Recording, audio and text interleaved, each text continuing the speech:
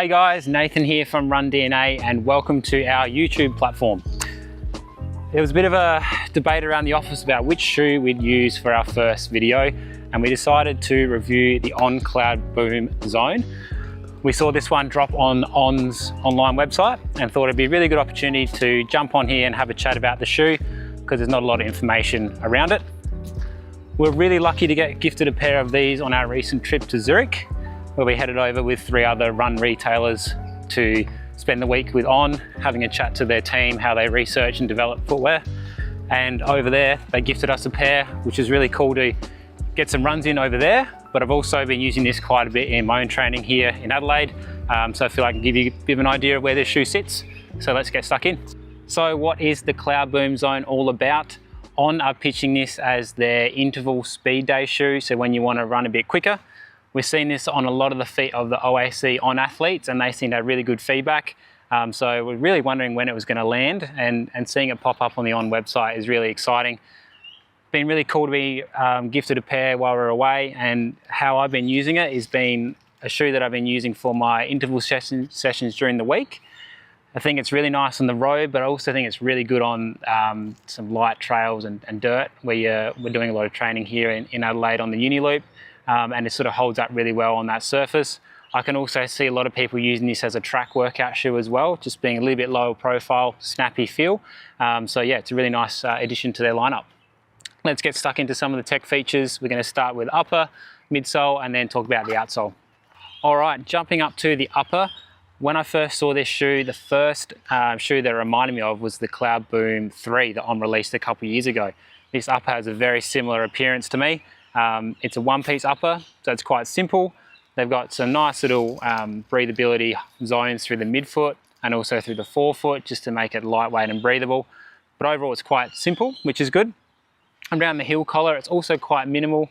They have some little extra little pods, I guess, through the back here that just provide a little bit of extra comfort, but quite minimal in terms of the structure around there. What I do really like is the midfoot area. This is a gusseted tongue, so you get a really nice, secure fit across the midfoot.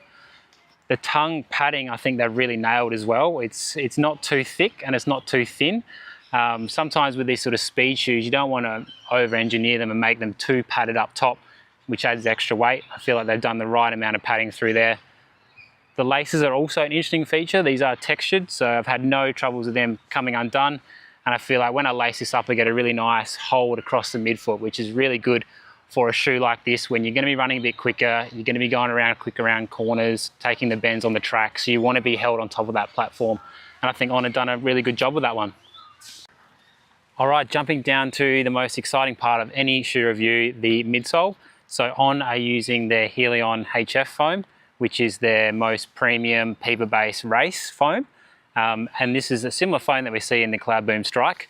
The point of difference with this one as well is it is a little bit lower profile, a little bit lower stack. So this is sitting at 34mm at the back of the shoe for a 6mm drop. So it's relatively low stack these days when we're seeing a lot of shoes going up, sort of upwards of the 40mm in some of the super trainers. So it is a more traditional feel, a lower profile feel and a firmer feel, which I actually really appreciate.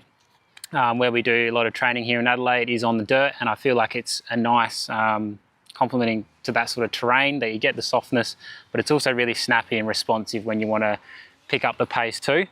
It's also got quite a bit of guts. I was expecting a shoe that is relatively low stack to not have much through the forefoot, but I did notice that it actually is quite gutsy through there, and it has a really nice rocker through the forefoot. So it's quite unique for a shoe that is lower profile like this to have that gutsier feel, and you certainly get it from this shoe. Another interesting feature with this one is it's got the speed board through the midfoot here, so this is almost acting like a shank, and it's about the size of a credit card, so it sort of runs through that midfoot area.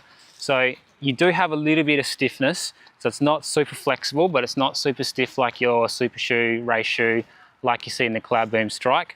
So it does give you a little bit more of a traditional feel and more flexible feel. So if you're someone that doesn't really tolerate a really highly cushioned, a really stiff super shoe, the Boom Zone does have that sort of point of difference for you to have a look at.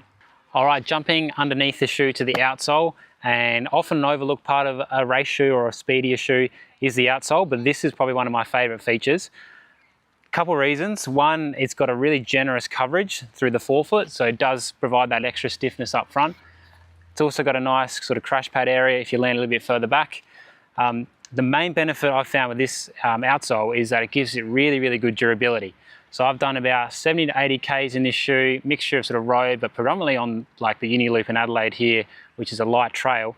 And this shoe has shown pretty much no signs of wear, which is a really big kudos to On, because a shoe that's sort of in that speedier category don't tend to have the durability, and they do get chewed up on that sort of terrain. But this is basically, yeah, held up really, really well. But the trade-off with that is it does make the shoe a little bit bottom heavy. I found it feels like the weight is sitting a lot underneath the foot in terms of the midsole outsole, given the upper is so lightweight and minimal. But that's okay, it's a training shoe. I'm willing to get the benefits of the extra durability for that sort of weight distribution. And wrapping up to some similar shoes to the CloudBoom Zone, one that pops to mind is the Saucony Endorphin Speed that also has that sort of plate with a bit of flexibility. The other one that pops to mind is the New Balance Supercomp Pacer, which is carbon plated, but it does sit on that lower stack height of about 36 mil from memory. So it has that sort of lower profile feel, but it does have a lot stiffer feel than what the Zone does offer. Probably the most obvious question is, how does the Zone compare to the CloudBoom Strike?